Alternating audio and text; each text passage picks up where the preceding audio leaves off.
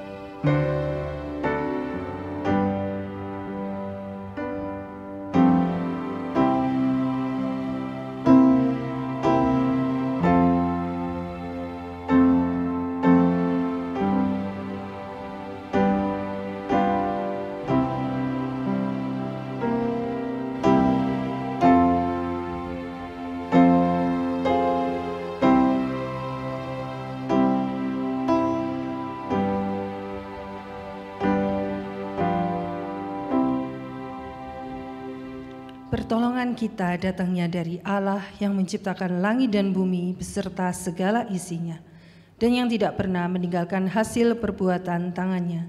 Turunlah kiranya atas kita kasih karunia dari Allah Bapa, Putra, dan Roh Kudus.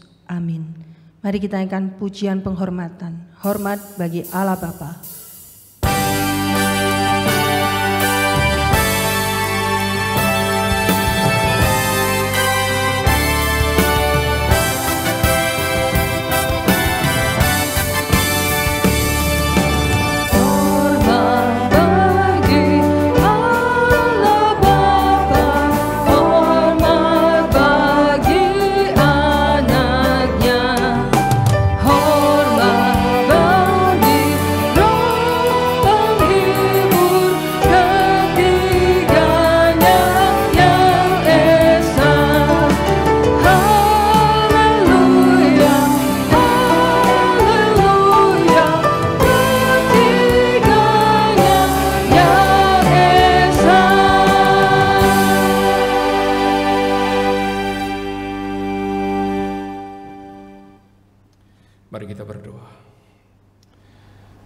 Di hadapan Engkau ya Tuhan, kami membawa seluruh hidup kami, memulai lembaran yang baru di hari pertama tahun 2025 ini. Kami menaikkan syukur kami karena Tuhan yang sudah menyertai kami di masa-masa yang lewat, dan Tuhan pula yang akan terus menyertai kami di masa yang mendatang. Karena itu Tuhan, di hadapan-Mu kami juga mengakui segala keberadaan kami, betapa banyaknya pelanggaran, dosa, dan juga kesalahan kami. Tapi kami percaya di satu sisi bahwa Tuhan adalah Allah yang Maha Pemurah, Maha Pengampun, dan yang juga sudah mengaruniakan anak-Mu yang tunggal bagi kami, supaya kami yang berdosa ini boleh mengalami keselamatan. Oleh karena itu, dengan penuh rasa sesal, kami datang padamu mengakui segala keberdosaan kami, Tuhan. Apa yang kami pikirkan, yang kami lakukan kepada orang-orang di sekitar kami, pada mereka yang dekat dengan kami maupun juga kepada mereka yang Tuhan izinkan kami berinteraksi, keluarga, sahabat, handai tolan, saudara seiman. Kami mohon kiranya Tuhan yang terus membaharui hidup kami. Kami yakin Roh Kudus Tuhan yang memimpin, sehingga kami boleh berjalan sepanjang tahun ini dengan penyertaan dan kasih karunia Tuhan. Karena itu Tuhan, terima kasih karena ada jaminan bahwa siapapun yang datang padamu dengan hati yang tulus, mengakui segala keberdosaannya, kasih Tuhan yang akan terus Engkau nyatakan. Segala puji hormat kami bawa kepadamu, di dalam nama Kristus Allah yang mengampuni kami berdoa. Amin.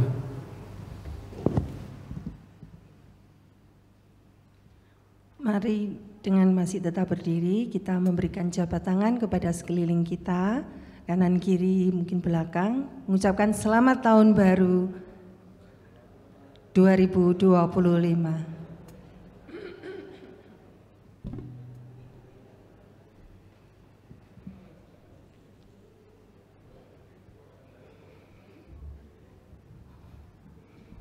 Oke, cukup mungkin ya. Bapak Ibu, kita hidup sampai hari ini bukan karena kekuatan ataupun kehebatan kita, tapi semata-mata karena anugerah dan kasih sayang Tuhan yang selalu melimpah di dalam hidup kita. Penyertaannya sungguh sempurna, menjadi sumber kekuatan dan pengharapan bagi setiap kita untuk melewati hari lepas hari hidup di dalam dunia ini. Mari kita syukuri anugerah dan kasih-Nya. Bersama kita akan angkat suara memuji penyertaan-Mu.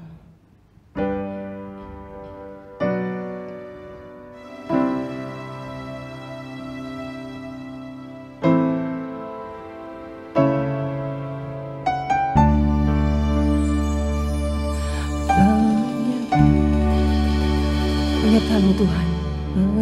Penyertaan Tuhan, segalanya bagiku, hadir-Mu di hidupku, terutama bagiku. Penyertaan-Mu Tuhan sungguh terutama bagi kami.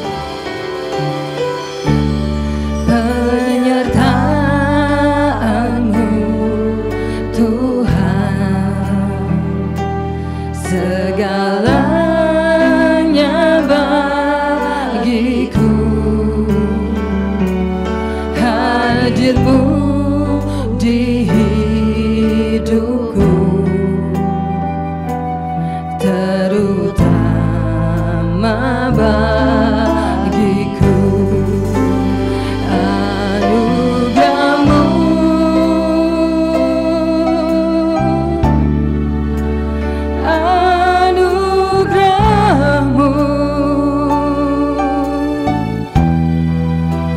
Semua karena anugerah-Mu, bukan karena kekuatanku.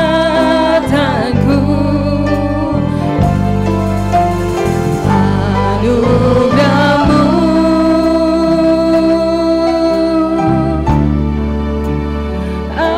anugerah-Mu Tuhan, kasih dan sayang-Mu, sumber kekuatan bagiku. Benar Tuhan, penyertaan-Mu terutama di dalam hidup kami. Penyertaan-Mu Tuhan, segalanya bagiku, hadir-Mu di hidupku, terutama bagiku. Anugerah-Mu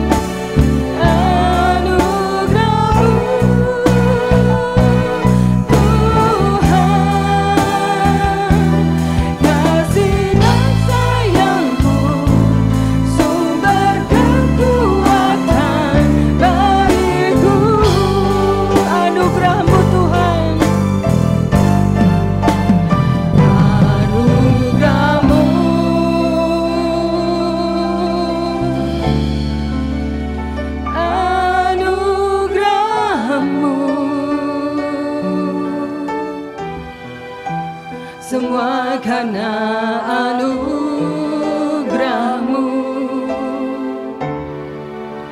bukan karena kekuatanku.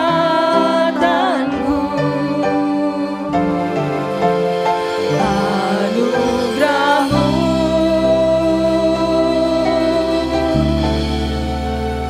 anugerah-Mu Tuhan,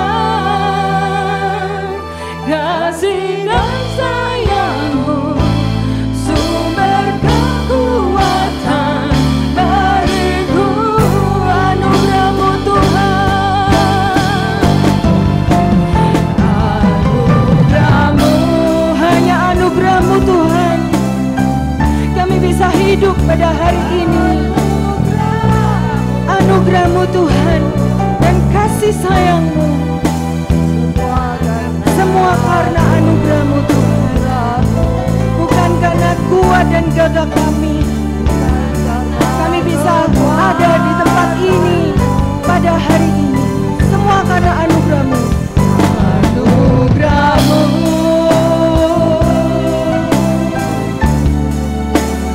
anugerah-Mu Tuhan, kasih dan sayang-Mu sumber kekuatan bagiku. Kasih dan sayang-Mu Tuhan, kasih dan sayang-Mu sumber kekuatan bagiku. Kasih dan sayang sumber kuat kami. Kasih dan sayang-Mu sumber kekuatan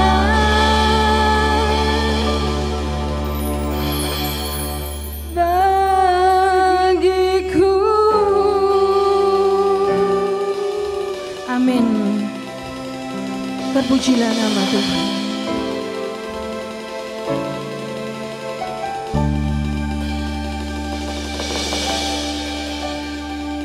Bapak Ibu dipersilakan untuk duduk kembali. Tak terasa tahun 2024 telah berlalu, dan kini tepat hari ini kita memasuki hari pertama di tahun 2025.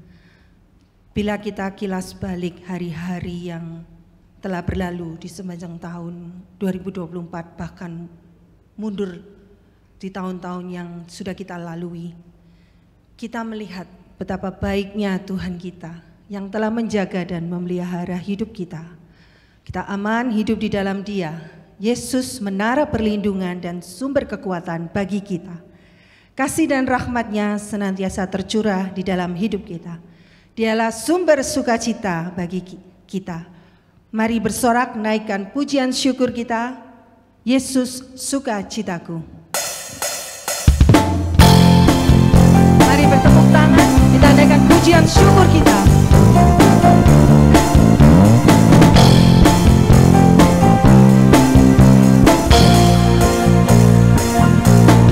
Pujian syukurku ku naikkan bagimu, kasih dan rahmat-Mu tercurah bagiku, hidup bersama-Mu, ikut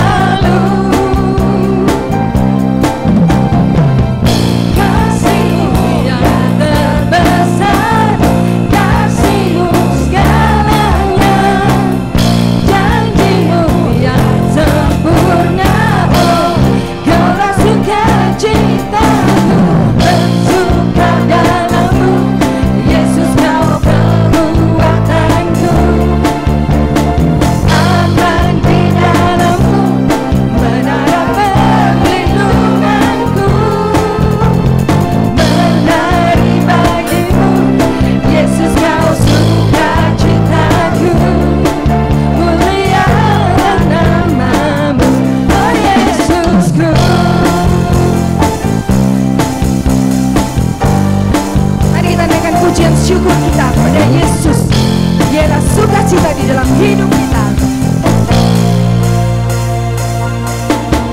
Pujian syukurku ku naikkan bagimu, kasih dan rahmat-Mu tercurah bagiku, hidup bersama-Mu, ikut kehendak-Mu, ku berjalan tinggalkan masa lalu.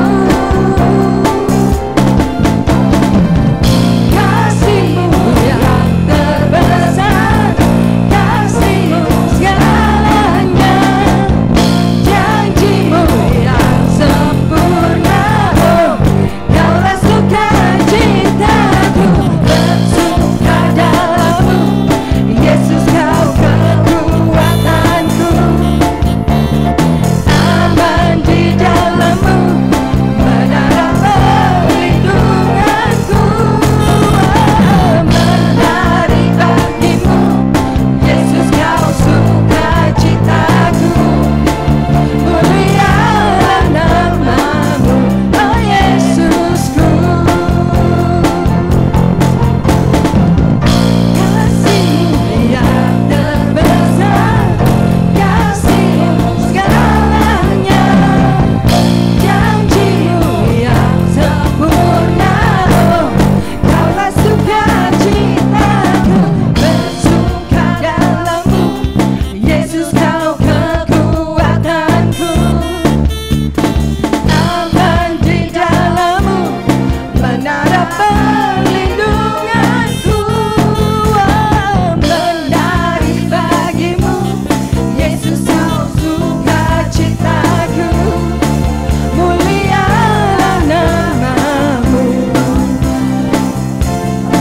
Katakan, bersuka dalam-Mu, bersuka dalam-Mu, Yesus Kau kekuatanku, aman di dalam-Mu, menara perlindunganku, oh menari bagimu, Yesus Kau sukacitaku, mulialah nama-Mu. Kaulah sukacitaku, mulialah nama-Mu, oh Yesusku, Yesusku, sukacitaku, Yesusku, sukacitaku. Yesus adalah sukacita. Amin. Puji Tuhan. Bapak Ibu, bersyukur kita memiliki Tuhan seperti Tuhan Yesus. Dia gunung batu perlindungan yang selalu dapat kita andalkan. Menjalani hari-hari depan bersama Dia, tak perlu kita takut ataupun khawatir, sebab kita dapat bersandar pada lengannya yang kuat dan kekal. Menyambut firman Tuhan yang akan disampaikan melalui hambanya, Pendeta David Kosasi, bersama kita pujikan Gunung Batu Perlindungan dan bersandar pada lengan yang kekal.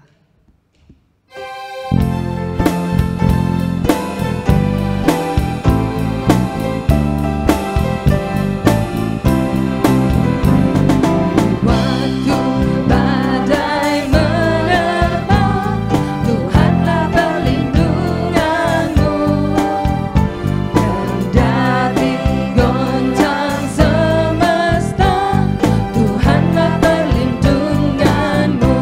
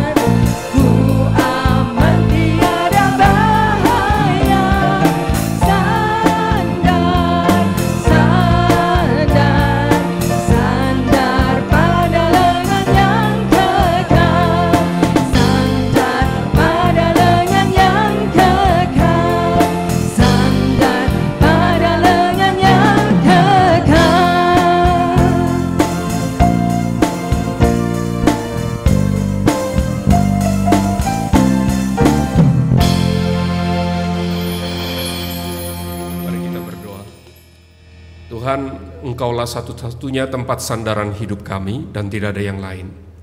Karena itu kami boleh menaruh pengharapan hidup dan juga masa depan kami ke dalam tangan Tuhan. Kami percaya memasuki tahun yang baru, ada hal-hal yang kami tidak tahu apa yang akan terjadi. Tapi satu hal yang pasti bahwa lengan-Mu itulah yang menopang, memimpin, dan terus menjaga kami. Karena itu kami kembali mau datang padamu, melihat kebenaran firman Tuhan yang kiranya boleh terus menuntun kami juga. Sebagaimana yang kami tahu bahwa tanpa Tuhan, tanpa firman-Mu, maka kami tidak bisa berjalan dengan lancar Tuhan. Kami mengingat doa Musa, jikalau bukan Tuhan yang memerintahkan kami, jikalau bukan Tuhan yang menyertai kami, maka kami tidak akan mampu melangkah kemanapun kaki kami pergi. Terima kasih, kiranya firman Tuhan boleh tinggal dalam hati kami, berbuah dalam hidup kami. Demi nama Kristus kami bersyukur. Amin. Silakan duduk Bapak Ibu. Masih dalam suasana Natal, saya menyampaikan ucapan selamat Natal untuk jemaat semua. Dan kita juga baru memasuki beberapa jam di tahun yang baru ini. Karena itu juga selamat tahun baru untuk kita. Saya percaya penyertaan Tuhan ada dalam kehidupan kita bersama-sama ya. Mari Bapak Ibu, kita akan melihat satu bagian firman Tuhan yang menjadi dasar kita menapaki tahun yang baru ini dengan tema I Walk with God, aku berjalan bersama dengan Tuhan. Kita akan melihat di dalam Kejadian pasal yang ke-5 ayat yang ke-21 sampai ayat yang ke-24. Kitab Kejadian pasal yang ke-5 ayat 21 sampai dengan ayat yang ke-24. Mari kita membuka bersama-sama Alkitab kita dan saya akan membaca untuk kita sekalian. Kejadian pasal 5 ayat 21 hingga ayat yang ke-24. Jika menemukannya, demikian firman Tuhan bagi kita pagi hari ini. Setelah Henokh hidup 65 tahun, ia mempunyai anak, Metusalah. Henokh hidup bergaul dengan Allah selama 300 tahun lagi setelah mendapatkan Metusalah. Ia juga mempunyai anak laki-laki dan perempuan. Jadi Henokh mencapai umur 365 tahun. Henokh hidup bergaul dengan Allah, lalu ia tidak ada lagi sebab ia telah diangkat oleh Allah. Sampai di sini kita membaca kebenaran firman Tuhan. Yang berbahagia adalah kita yang bukan hanya membaca, mendengar, tetapi juga yang melakukan dan menyimpan serta menjadikannya sebagai pedoman dalam kehidupan kita sehari-hari. Bapak Ibu yang dikasih dalam nama Tuhan kita Yesus Kristus, rasa-rasanya saya melihat bahwa setiap kali kita memasuki tahun yang baru, maka kita melakukan sesuatu. Ada semacam kebiasaan bagi orang-orang tertentu untuk melakukan sebuah resolusi, Bapak Ibu. Apa maksudnya? Apa artinya resolusi? Resolusi itu secara sederhana adalah sebuah janji, sebuah tekad bahwa kita akan melakukan hal-hal yang baik, meninggalkan hal-hal yang buruk di tahun yang sedang dan kita mulai saat ini. Bapak Ibu, itulah resolusi, sebuah tekad bahwa kita akan berubah, begitu ya. Tahun yang baru maka harus ada sebuah perubahan. Nah, biasanya orang Kristen akan membuat resolusi seperti ini ya. Kita akan membaca Alkitab lebih tekun setiap hari, ya kan? Kita akan lebih banyak berdoa. Kita akan lebih banyak menghadiri ibadah dan lain sebagainya Bapak Ibu. Ada hal-hal yang kita akan nyatakan di hadapan Tuhan bahwa kita akan lakukan sesuatu di tahun yang baru. Tapi Bapak Ibu, jujur saja pada kenyataannya setelah kita melewati hari demi hari, bulan demi bulan, maka biasanya tekad yang tadinya begitu kuat, janji yang tadinya begitu sungguh-sungguh di hadapan Tuhan, lama-lama kok jadi loyo gitu Bapak Ibu ya. Seperti kita kehilangan semangat lagi untuk melakukan apa yang sebelumnya kita janjikan di hadapan Tuhan. Bapak Ibu, apa yang membuat itu menjadi luntur? Apa yang membuat itu menjadi semangat kita menurun pada waktu kita menjalani hari-hari? Ada banyak sih alasannya. Tetapi hari ini saya mau mengajak kita belajar dari satu hal yang terjadi di dalam kehidupan seorang tokoh yang mungkin namanya jarang kita dengar di dalam percakapan maupun di mimbar. Tapi saya percaya melalui kehidupannya kita bisa melihat sesuatu. Karena dia juga belajar untuk membuat sebuah komitmen di hadapan Tuhan dan berjalan bersama-sama dengan Tuhan di dalam komitmennya yang begitu sungguh-sungguh. Bapak Ibu, siapakah orang itu? Kalau kita tadi membaca Alkitab, maka kita bisa jelas langsung tahu bahwa dia adalah seorang yang bernama Henokh. Bapak Ibu, saya mau jelaskan sebentar tentang Henokh ini ya. Di dalam Alkitab, khususnya dalam kitab Kejadian, ada 2 nama Henokh yang muncul. Yang pertama adalah Henokh yang ada di dalam pasal yang keempat, jadi satu pasal sebelum pasal yang kelima yang kita baca. Pasal yang keempat itu bicara tentang Henokh sebagai keturunan langsung dari Kain. Setelah Kain pergi dari hadapan Tuhan, membunuh adiknya lalu dia pergi dari hadapan Tuhan, maka dia memperanakan anak-anak. Salah satu anaknya adalah bernama Henokh. Dan pada waktu Henokh lahir, kemudian Kain mendirikan sebuah kota dan kota ini diberikan nama Henokh berdasarkan nama anaknya. Sayangnya Bapak Ibu, Henokh yang dimaksudkan di dalam pasal yang keempat ini adalah Henokh yang hidupnya menjalani hidup seperti halnya Kain ayahnya yang hidup jauh dari Tuhan. Dia tidak lagi mengenal Tuhan dan namanya kemudian tidak lagi pernah disebut selain di dalam kitab Kejadian pasal yang keempat itu. Tapi kita berjumpa dengan Henokh yang lain yang kita baru saja baca. Henokh di dalam pasal yang kelima adalah keturunan Adam dari jalur Set, anak ketiganya Adam yang disebutkan. Dan Bapak Ibu, sepanjang pasal 5 ini kita menjumpai deretan nama, ada kurang lebih 10 nama yang menggambarkan 10 generasi Bapak Ibu sesudah Adam dan bagaimana mereka menjalani hidup di hadapan Tuhan. Bapak Ibu yang terkasih, Henokh ini sangat menarik kalau kita lihat dibandingkan dengan tokoh-tokoh yang lain dan berbeda. Salah satunya Bapak Ibu kalau kita baca pasal yang kelima ayat demi ayat, maka kita menjumpai ada sebuah pola, ada sebuah cara di mana penulis kitab Kejadian yaitu Musa menggambarkan tokoh demi tokoh, orang demi orang, dan dia tuliskan generasi demi generasi itu. Polanya seperti ini, dia sebutkan misalkan ya, setelah seseorang hidup, sebut saja X gitu ya. Setelah X hidup sekian tahun, maka dia lalu memperanakan Y misalkan. Dan Bapak Ibu kemudian setelah dia memperanakan itu, dia akan memperanakan anak laki-laki dan perempuan. Lalu dia mencapai umur tertentu, lalu diakhiri dengan kalimat, lalu matilah dia. Ini berulang kali muncul untuk menggambarkan situasi hari itu. Untuk menggambarkan kefanaan hidup manusia. Untuk menggambarkan kesementaraan hidup di tengah-tengah dunia ini. Tetapi pada waktu kita membaca ayat yang ke-21 sampai 24, kita berjumpa dengan sesuatu yang berbeda.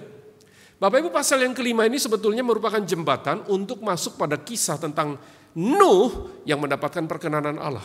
Tapi di antara kejatuhan manusia dengan peristiwa Nuh, ada satu bagian yang khusus yang dicatat untuk menolong kita memahami perjalanan hidup kita sebagai orang-orang yang percaya di tengah-tengah dunia ini.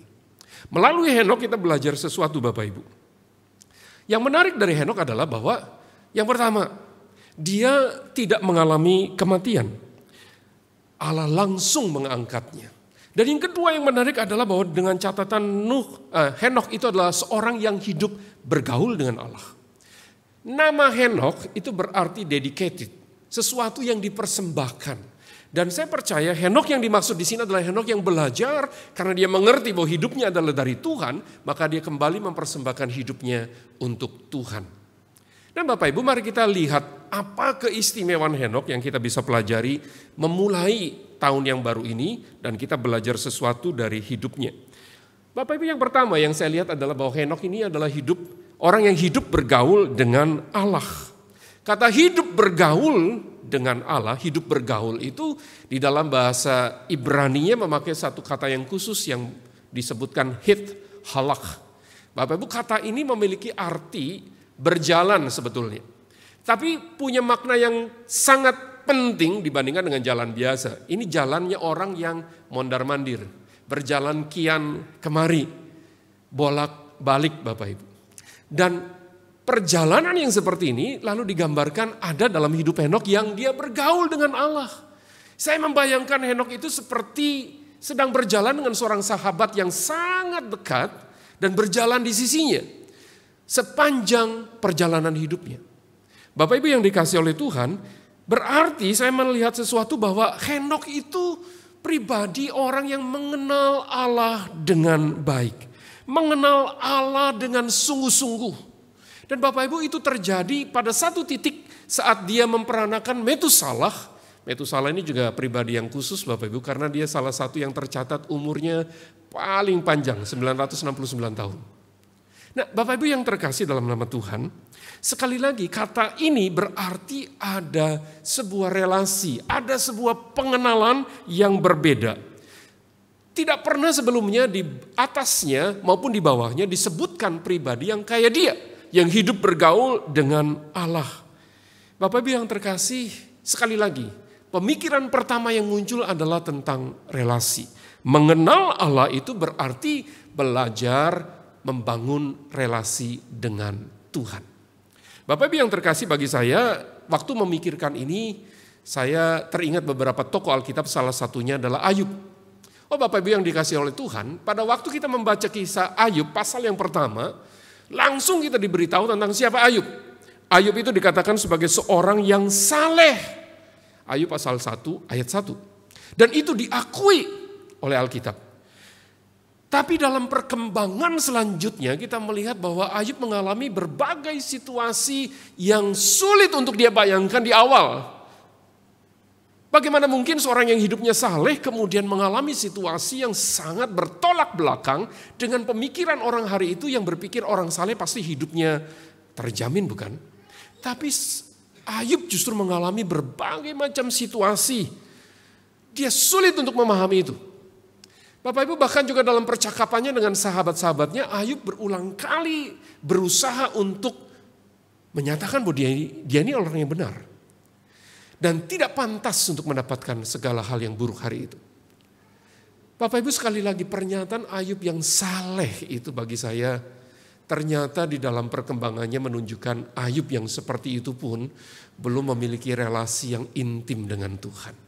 Belum memiliki pengenalan yang sungguh-sungguh sampai waktu Allah bicara kepadanya di ayat-ayat yang terakhir, di pasal-pasal yang terakhir. Dan kemudian di penutup pasal itu, Ayub berkata, dari kata orang saja aku mengenal tentang engkau. Tapi sekarang aku mengenal engkau secara pribadi. Bapak Ibu, ini menjadi sebuah pemikiran yang penting untuk kita. Mengenal dia secara pribadi. Sudahkah kita memiliki relasi itu? Bagaimana kita bisa mengenal Allah? Tentu saja pertama-tama dari firman-Nya yang ada tertulis, yang kita pegang hari ini sebagai Alkitab. Di dalamnya kita bisa mengenal siapa dia karena disitulah Allah mewahyukan dirinya. Allah memperkenalkan dirinya secara gamblang kepada kita. Tetapi Bapak Ibu, bagi saya juga ada hal yang lain.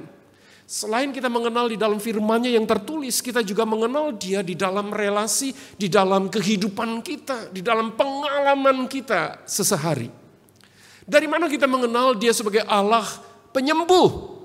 Tentu saja dari peristiwa-peristiwa yang terjadi dalam hidup kita pada waktu kita mungkin mengalami situasi yang buruk, kita mengalami situasi di mana kita sakit begitu rupa, atau ada orang-orang di sekitar kita yang sakit, lalu kita berdoa kepada Allah dan Allah menyembuhkan.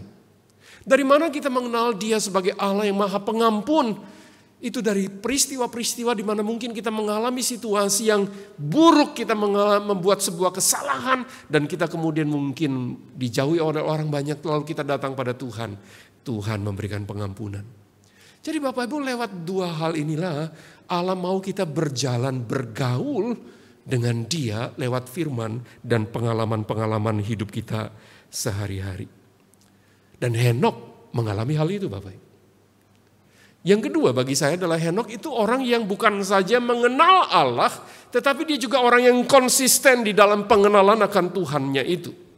Waktu dia bergaul dengan Allah itu bukan berarti hari ini dia bergaul dengan Allah, lalu besok enggak. Bulan depan bergaul lagi, lalu berikutnya enggak lagi.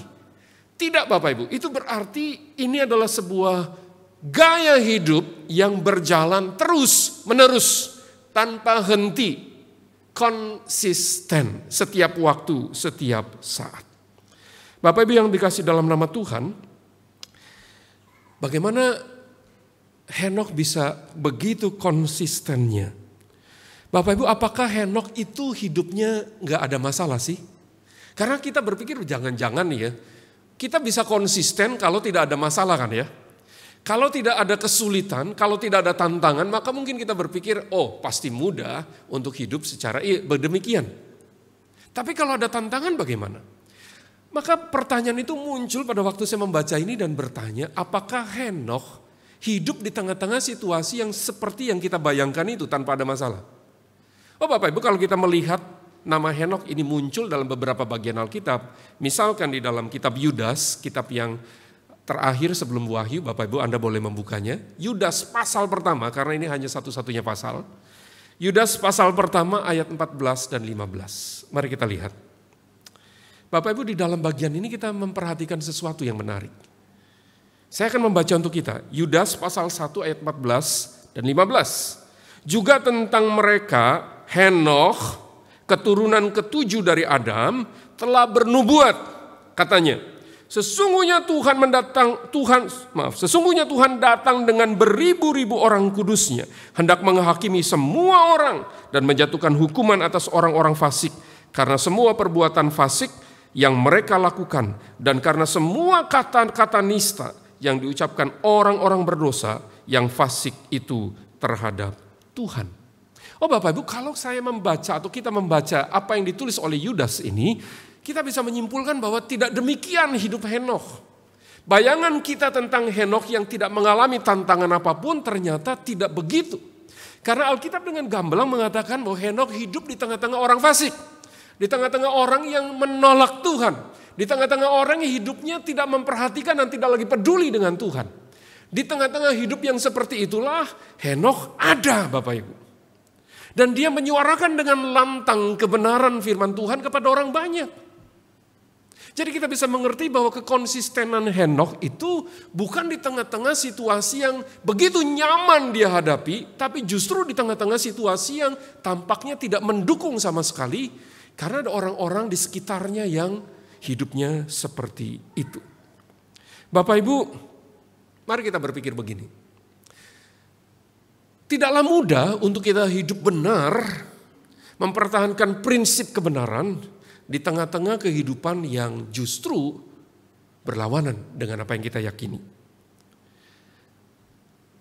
Bapak Ibu, kalau saya bayangkan kalau kita bisa berenang Bapak Ibu, dan kita berenang di sungai atau di sebuah laut, maka tentu tidak mudah kita berenang melawan arus kan, apalagi kalau arusnya itu cukup deras. Lebih mudah adalah kita membiarkan diri kita terhanyut oleh arus itu. Tapi Bapak Ibu perhatikan, pada saat kita membiarkan diri terhanyut, maka sesungguhnya kita sedang menjauhi dari sasaran. Sesungguhnya kita sedang berjalan atau berenang menjauh dari tujuan yang hendak kita capai. Demikian juga dengan kehidupan kita Bapak Ibu. Pada waktu kita berada di tengah-tengah kehidupan yang justru tidak begitu bagus tampaknya untuk kita.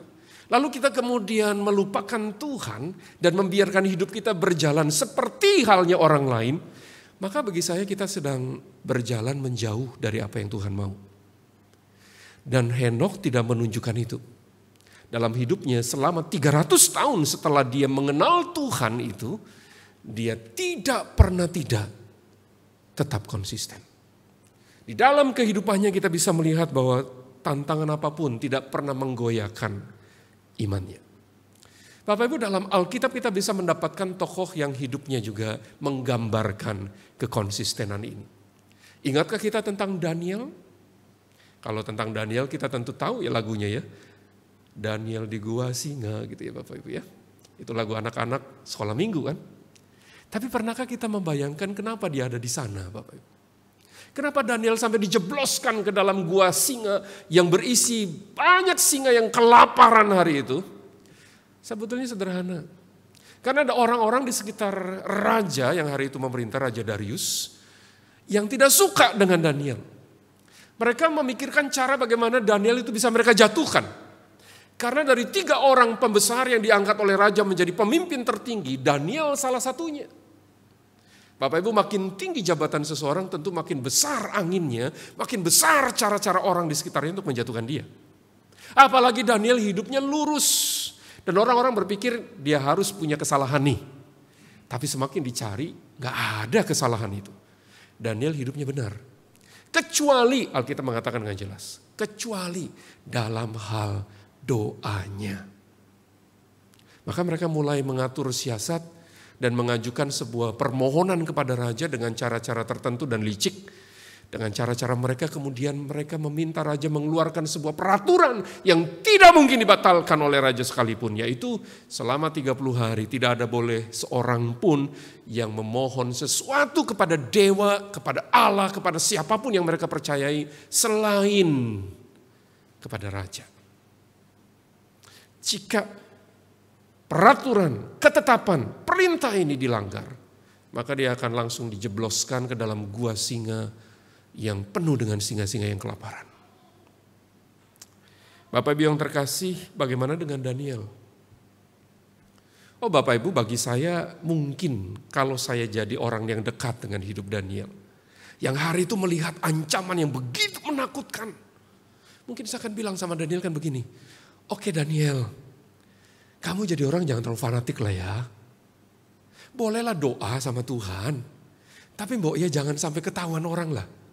Kalau di depan orang berlakulah seperti halnya orang pada umumnya.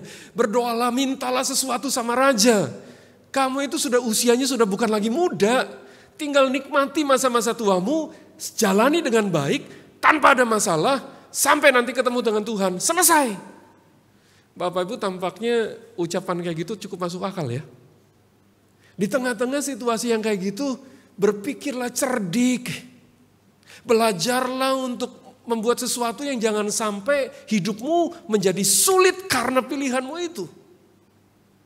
Bukankah Allah barangkali akan oke-oke saja kalau Daniel melakukan seperti yang Allah mau. Itu kan karena terpaksa.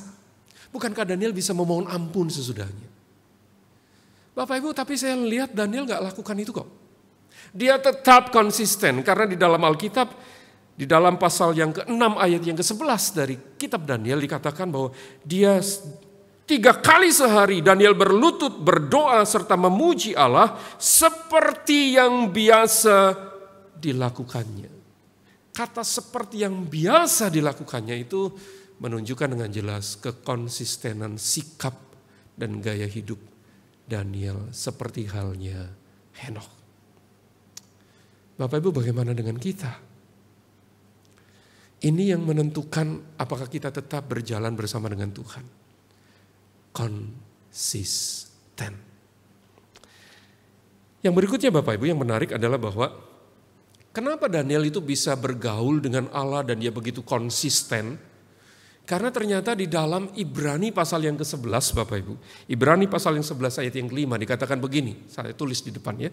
Karena iman Henokh terangkat supaya ia tidak mengalami kematian. Dan ia tidak ditemukan karena Allah telah mengangkatnya. Sebab sebelum dia terangkat dia memperoleh kesaksian bahwa dia berkenan kepada Allah. Penulis Ibrani dengan jelas mencatat dasar dari hidup bergaul dan konsisten itu karena iman.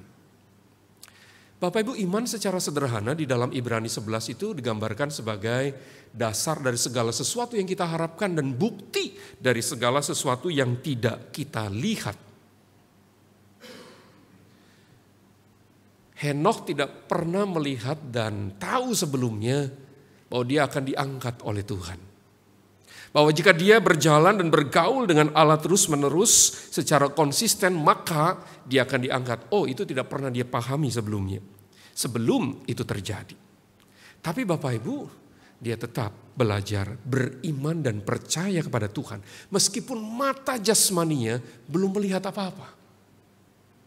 Di tengah-tengah situasi yang serba tidak pasti itu, karena kita tahu tadi hidup dia di tengah-tengah orang yang gak percaya sama Tuhan, tetap dia memiliki pengharapan yang kokoh dan pasti Bapak Ibu. Bagi saya ini adalah hal yang perlu kita coba pikirkan dengan baik Bapak Ibu. Sudahkah kita belajar beriman, percaya sepenuh hati kita kepada Tuhan? Kita memang belum melihat apapun dari apa yang kita imani. Tapi kita percaya bahwa Tuhan tidak pernah mengecewakan kita. Tuhan tidak pernah membuang siapapun yang berharap penuh kepadanya. Seperti halnya seorang anak yang belajar untuk percaya kepada bapaknya. Bapak Ibu, bagi saya inilah gambaran Henokh yang hidup bergaul dengan Allah itu. yang sedang membangun sebuah relasi, sebuah keintiman dengan Tuhan. Bapak Ibu, sekali lagi, kekristenan buat saya bukan sekedar soal perintah yang harus kita taati. Bicara bukan soal transaksional, kalau saya percaya, kalau saya hidup benar, kalau saya menjalankan apa yang Tuhan mau maka saya diberkati. Sementara kalau saya berlaku jahat, tidak melakukan apa yang Tuhan mau maka saya akan diberikan hukuman. Oh Bapak Ibu, kekristenan bukan sekedar itu. Tapi kekristenan bicara soal relasi kita, keintiman. Nah Bapak Ibu, saya mencoba membagi keintiman itu dalam dua hal, khususnya relasi kita dengan Allah. Yang pertama adalah keintiman yang sifatnya reaktif. Apa maksudnya Pak? Keintiman yang relatif adalah keintiman yang seperti ini Bapak Ibu. Umumnya manusia itu akan bereaksi terhadap sesuatu yang menghalangi tujuan atau keinginannya. Tidak peduli siapapun, bahkan saya sekalipun, kadang-kadang kita bisa bersifat reaktif. Maksudnya begini, Bapak Ibu, kalau kita mengalami situasi yang terjepit, kalau kita sedang mengalami jalan buntu, kalau kita sedang mengalami tekanan yang besar, maka seringkali kita baru datang sama Tuhan. Pada waktu kita mengalami sakit yang terminal, pada waktu kita menghadapi hutang yang begitu besar sekali dan kita tidak sanggup melunasinya dalam waktu sekejap, pada waktu rumah tangga kita mengalami situasi yang buruk, baru kemudian kita datang sama Tuhan kan. Kalau tidak ada masalah apa-apa, kalau semuanya lancar, kalau semuanya berjalan seperti yang kita harapkan dan inginkan, rasanya kita nggak pernah datang sama Tuhan pada titik-titik seperti itu. Jadi kita membutuhkan Tuhan di saat-saat di mana kita merasa kita sudah hopeless nih. Kita sudah nggak berdaya lagi nih. Maka barulah kita datang sama Tuhan. Bapak Ibu, itulah yang saya sebut sebagai keintiman yang reaktif. Salah nggak? Nggak juga sih. Karena Allah bersedia untuk didatangi kapanpun. Setiap kita bisa mendatangi Dia kapanpun Bapak Ibu. Tapi apakah itu membangun kita hidup bergaul dengan Allah? Saya rasa tidak. Karena kita tidak belajar bagaimana konsisten dan beriman pada Allah di berbagai situasi. Maka bagi saya yang penting bukan soal keintiman yang reaktif ini yang kita perlu bangun. Tetapi keintiman yang aktif. Di mana kita datang kepadanya, kita berdialog dengan Dia, kita datang kepada Allah di dalam segala situasi hidup kita dan bahkan kita melibatkan Allah di dalam pergumulan-pergumulan kita. Pada waktu kita sedang menghadapi situasi-situasi yang nyaman, kita tetap belajar bersyukur pada Allah dan bahkan pada situasi yang buruk sekalipun kita tetap tidak kehilangan rasa syukur kita pada Tuhan. Bapak Ibu, itulah keintiman yang aktif. Dan Henokh belajar ini.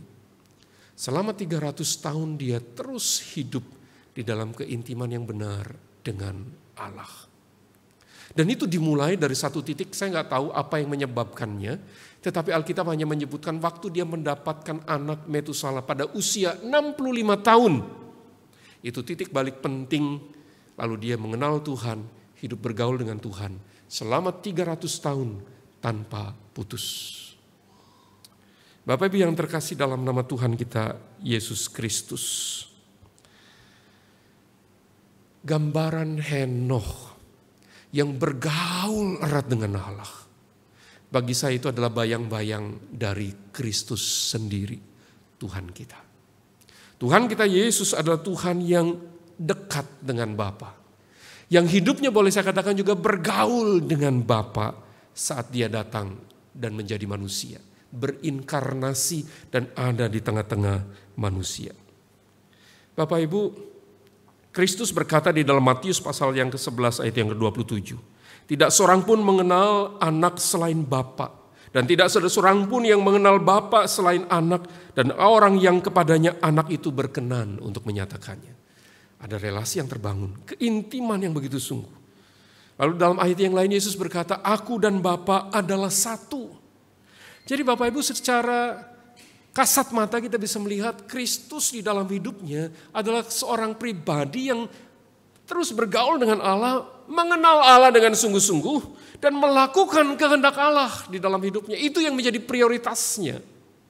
Karena dia berkata di dalam Yohanes pasal 4 ayat 34, makananku adalah melakukan kehendak Bapa yang mengutus aku ke dalam dunia ini, yaitu menyelesaikan tugas yang dia berikan kepadaku. Jadi Bapak Ibu, gambaran kesempurnaan hidup bergaul dengan Allah hanya kita bisa temukan di dalam pribadi Tuhan kita, Yesus Kristus. Dan yang menarik Bapak Ibu, ini bukan hal yang tidak mungkin kita tidak bisa kerjakan.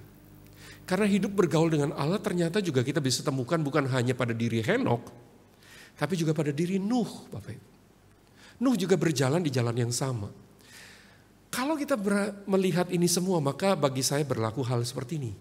Kristus sebagai teladan yang paling sempurna berjalan dengan Allah itu adalah pribadi yang juga menolong kita untuk berjalan di jalan yang sama. Bapak Ibu, Tuhan Yesus datang ke dalam dunia, dia menyelamatkan kita, lalu dia naik ke sorga, bukan berarti dia meninggalkan kita kan? Justru Kristus sekarang hadir dalam kehidupan kita, menolong kita untuk menjalani hidup sebagai orang percaya di tengah-tengah dunia ini. Bapak Ibu, kalau saya bertanya pada kita, apa sih tujuan kita menjadi orang Kristen di dalam dunia ini sampai hari ini? Mungkin kita akan berkata, oh Pak, supaya saya nanti waktu mati masuk sorga. Bapak Ibu, betul sih. Tuhan Yesus datang menyelamatkan kita, menghapus dosa-dosa kita, supaya kita beroleh jaminan. Yohanes pasal 14 ayat yang ke-6 ya. Bicara tentang hal itu. Yohanes 3 ayat 16, bicara tentang hal yang sama. Tapi permasalahannya Bapak Ibu bagi saya, kalau kita hanya mendasarkan tujuan kita pada titik itu, kita belum memahami secara benar apa yang Allah mau kita jalani. Dalam kehidupan kita, tujuan kita diselamatkan dan berjalan bersama-sama dengan Allah adalah untuk menjadi serupa dengan Kristus. Roma pasal 8 ayat 29. Supaya dia menjadi yang sulung di antara kita dan kita menyerupai Kristus. Loh Pak, itu bukan hal yang gampang. Benar Bapak Ibu. Sebagai manusia kita tahu kita tidak mungkin sempurna seperti itu. Tapi Allah menolong kita untuk terus berjalan bersama-sama dengan Dia. Makin lama makin serupa dengan Kristus. Jadi Bapak Ibu yang dikasih dalam nama Tuhan, waktu kita baca Kejadian pasal 5 tadi ayat 21 sampai 24, maka saya menyimpulkan bahwa tokoh utama yang sedang diungkapkan oleh teks itu bukan soal Henokh, tapi ini soal Allah sendiri yang kita kenal di dalam Kristus Yesus Tuhan kita. Bapak Ibu yang dikasih, kalau Henokh dimampukan oleh Allah, sekali lagi, Henokh itu bergaul dengan Allah bukan karena dia sendiri mampu loh Bapak Ibu. Tapi dia dimampukan oleh Allah untuk konsisten, untuk beriman. Kalau bukan Allah, maka tidak mungkin dia bisa melakukan itu. Hal yang sama juga Allah taruh dalam hidup dan hati kita. Kita bisa memulai segala sesuatunya dengan Dia. Jadi Bapak Ibu bagi saya, waktu kita melewati tahun yang silam, 2024 kan sudah menjadi kenangan di masa yang kemarin. Dan sekarang kita sedang menghadapi masa kini yaitu tahun 2025. Maka bagi saya adalah kita bisa berjalan bersama dengan Allah bukan karena kekuatan kita, tapi karena Dia. Dan kita bisa berjalan di dalam komitmen resolusi kita bukan karena kita mampu, tapi karena ada Tuhan yang menolong kita. Bapak Ibu jangan pernah lupakan Allah dan Kristus sebagai pusat kehidupan kita sebagai orang percaya. Jangan pernah ganti posisi yang paling sentral itu dengan yang lain. Karena Dia sesungguhnya Tuhan dan Juru Selamat kita. Tapi Bapak Ibu menjalani hidup kan gak gampang. Betul, saya yakin itu. Karena siapa yang tahu apa yang akan terjadi di tahun 2025 ini? Nobody knows, gak ada satupun yang tahu. Tapi kita mengerti satu hal ini bahwa karena Kristus, maka Henokh bisa bergaul dengan Allah. Dan Kristuslah yang memungkinkannya. Maka Bapak Ibu bagi saya, tangan manusia itu tidak akan pernah mampu memegang komitmennya pada Allah. Bahkan niat baik seseorang sekalipun tidak akan pernah bisa bertahan kokoh di tengah-tengah situasi yang kita hadapi. Hanya satu hal, Kristus yang memegang kita. Bapak Ibu, saya hendak menutup bagian ini dengan mengingat satu lagu yang bagi saya sangat berkesan sekali dalam hati saya, Bapak Ibu. Lagu ini ditulis oleh seorang yang bernama William Orcutt Cussing. Nama yang jarang ya Bapak Ibu. Dan saya coba cari lagunya itu dalam bahasa Inggris berjudul Down in the Valley with My Savior I Would Go. Panjang ya. Kalau di Indonesia kan, ku mau berjalan dengan juru selamatku. Bapak Ibu, lagu ini tidak ada di dalam KPPK, tapi ada di dalam Kidung Jemaat. Kata-katanya berkata seperti ini, ku mau berjalan dengan juru selamatku di lembah gelap, di badai yang menderu. Aku tidak akan takut di bahaya apapun, bila ku dibimbing tangan Tuhanku. Ikut Tuhan Yesus. Ku tetap mendengar dan mengikutnya. Ikut Tuhan Yesus. Kemana juga ku mengikutnya. Lagunya seperti ini Bapak Ibu. Ku mau berjalan dengan juru selamatku, di lembah gelap di badai yang menderu. Aku takkan takut di bahaya apapun, bila ku dibimbing tangan Tuhanku. Ikut Tuhan Yesus, ku tetap mendengar dan mengikutnya. Ikut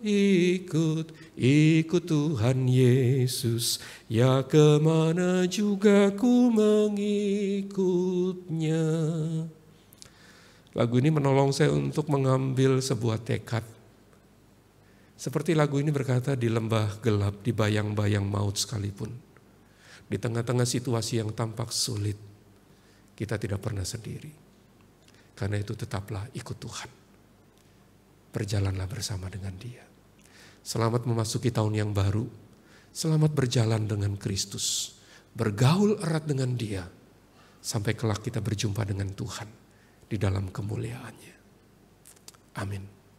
Mari kita berdoa Bapak Ibu. Mari kita tenang di hadapan Tuhan. Mari kita kembali melihat kebenaran firman Tuhan yang kita sudah dengar dan baca. Undangan Tuhan untuk berjalan dengan Dia sepanjang tahun ini adalah undangan yang Tuhan berikan dengan penuh kasih. Dia bersedia berjalan di sisi kita. Dia bersedia berjalan menopang kita. Bersediakah kita menaruh tangan kita yang lemah ke dalam tangannya yang kuat? Mari kita ambil tekad di dalam hati kita Bapak Ibu. Kita berdoa. Kita mohon supaya kita boleh berjalan bersama dengannya setiap hari.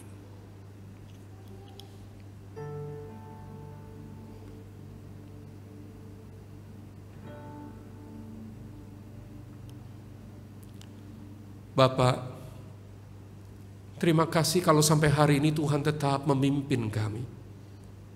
Meninggalkan lembaran akhir tahun 2024, memasuki lembaran yang baru di tahun 2025 ini. Kami tidak tahu apa yang akan kami hadapi di depan Tuhan. Kami tidak mengerti situasi apa yang akan kami jalani nanti. Entahkah kami sebagai pribadi, keluarga, bahkan jemaat Tuhan. Tapi satu hal yang pasti bahwa kami tahu Tuhan mau berjalan dengan kami. Ajar kami Tuhan untuk memegang tangan-Mu. Peganglah tangan kami juga Tuhan karena kami lemah. Seringkali niat kami tidak pernah cukup kokoh menopang kami. Seringkali tekad kami tidak pernah mampu menjaga kami untuk berjalan bersama dengan Engkau. Tapi hanya satu hal yang pasti, yaitu Tuhan yang memegang kami. Terima kasih. Terima kasih. Terima kasih Tuhan. Dalam nama Tuhan Yesus kami berdoa. Amin. Mari Bapak Ibu kita teruskan dengan doa kita. Saya akan menaikkan doa-doa syafaat kita. Dan silakan Bapak Ibu Saudara mengaminkannya bersama dengan saya. Tuhan, di segala situasi yang ada, kami tahu bahwa Engkau Allah adalah Immanuel. Allah yang bersama dengan kami, Allah yang berjalan di tengah-tengah kehidupan kami, bahkan Allah yang menopang kami di segala situasi. Terima kasih kalau tahun yang lewat kami sudah lalui dengan berbagai hal yang ada di dalamnya. Ada momen di mana kami bersuka cita, tapi juga ada saat di mana kami merasakan kepedihan kami. Dan di tahun yang baru ini, hal yang sama juga kami mohon Tuhan jagai kami. Topanglah kami. Berdoa untuk seluruh jemaat di tempat ini GKA Elyon Rayon Rungkut. Mohon Tuhan yang menolong kami sepanjang tahun ke depan, tahun 2025 ini. Kami boleh menjadi jemaat yang terus bergaul, berjalan erat dengan Tuhan dari hari ke hari. Dan itu terwujud di dalam hal ibadah kami, dalam hal spiritual kami, di tengah-tengah keluarga kami, di dalam pekerjaan kami, dalam hidup kami secara pribadi. Tuhan tolong. Biarlah itu menjadi sebuah kesaksian bahwa Tuhan hidup dalam hati dan hidup kami saat ini. Berdoa juga Tuhan untuk setiap kami yang sedang mengalami berbagai pergumulan dalam hidup kami. Penyakit, situasi keuangan, relasi. Tuhan apapun juga itu, kami mohon kiranya Tuhan yang menolong kami. Tuhan pulihkan. Karena kami tahu Engkaulah Allah yang tidak pernah meninggalkan kami. Terpujilah Engkau Tuhan. Kami juga berdoa untuk bangsa dan negara kami Tuhan. Pertama-tama kami berdoa untuk kota ini, Tuhan tetap memberkati para pemangku kebijakan supaya mereka juga boleh hidup benar di hadapan Tuhan. Untuk para pemimpin bangsa ini mulai dari presiden, wakil, para menteri dan juga orang-orang yang ada di bawah mereka. Biarlah kebijakan yang diambil, langkah-langkah yang mereka putuskan, sungguh langkah-langkah yang membawa kesejahteraan bagi kami. Dan sebagai orang-orang percaya, kami juga yakin, kami percaya kami dipanggil untuk mewujudkan shalom itu di tengah-tengah kehidupan kami. Terima kasih Tuhan.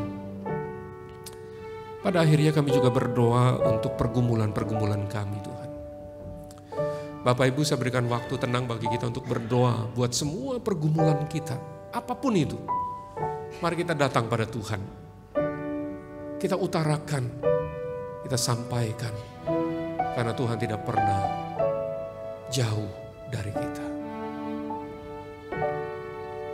Silakan kita berdoa secara pribadi dengan tenang.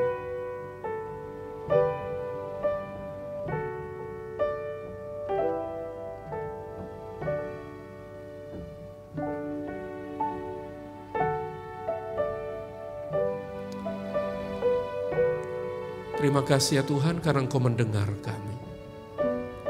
Dan kami percaya Tuhan tidak pernah jauh, mendengar, menjamah, memimpin. Dalam nama Kristus kami berdoa. Amin.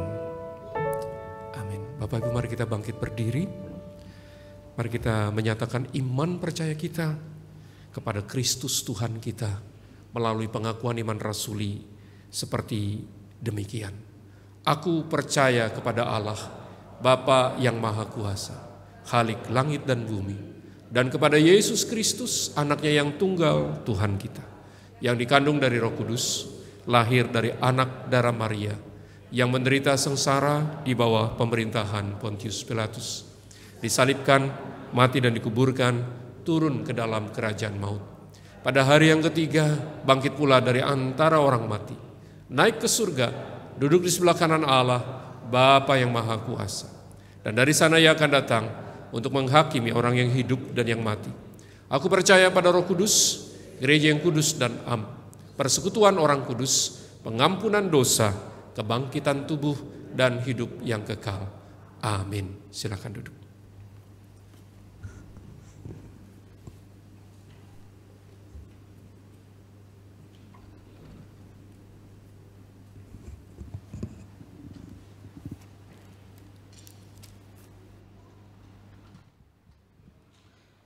Mengucap syukur atas firman Tuhan yang telah kita dengar, kiranya Roh Kudus menolong setiap kita untuk dapat melakukannya di dalam kehidupan kita. Bapak Ibu, saya mengajak kita semua sekalian bersama-sama membacakan sebuah kitab dari Mazmur yang merupakan Mazmur Daud, yaitu Mazmur pasal 23. Bersama-sama ya kita akan membacanya. 1, 2, 3. Tuhan adalah gembalaku, takkan kekurangan aku. Ia membaringkan aku di padang yang berumput hijau. Ia membimbing aku ke air yang tenang. Ia menyegarkan jiwaku. Ia menuntun aku di jalan yang benar oleh karena namanya. Sekalipun aku berjalan dalam lembah kekelaman, aku tidak takut bahaya, sebab Engkau besertaku. Gadamu dan tongkatmu, itulah yang menghibur aku. Engkau menyediakan hidangan bagiku di hadapan lawanku. Engkau mengurapi kepalaku dengan minyak, pialaku penuh melimpah. Kebajikan dan kemurahan belaka akan mengikuti aku seumur hidupku, dan aku akan diam di dalam rumah Tuhan sepanjang masa. Amin. Bapak, Ibu, Saudara, bersyukur bahwa Tuhan kita Yesus Kristus adalah gembala yang baik. Dia memimpin dan menuntun setiap langkah hidup kita. Dia memberikan kedamaian di dalam hidup kita. Jadi janganlah takut ataupun gentar menghadapi hari-hari depan, sebab ada Yesus yang senantiasa berjalan bersama kita. Percayalah hidup kita akan aman di dalam Dia. Let's walk with God. Mari berjalan bersama Tuhan. Kebajikan dan kemurahan-Nya senantiasa berlimpah menyertai sepanjang umur hidup kita. Amin. Puji Tuhan. Dan saat ini kepada setiap kita diberikan kesempatan untuk memberikan yang terbaik untuk Tuhan, yang telah memberikan berkat-Nya yang terbaik bagi setiap kita. Sembari mempersiapkan persembahan, mari bersama kita naikkan pujian Tuhan kekuatanku.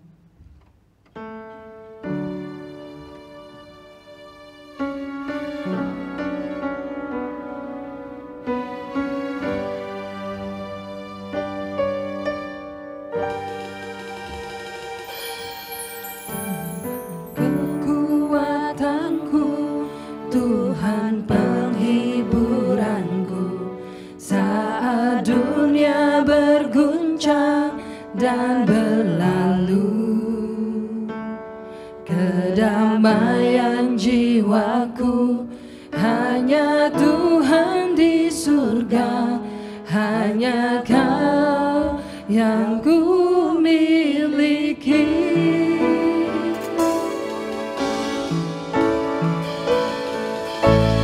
Tuhan kekuatanku, Tuhan penghiburanku saat dunia berguncang dan berlalu.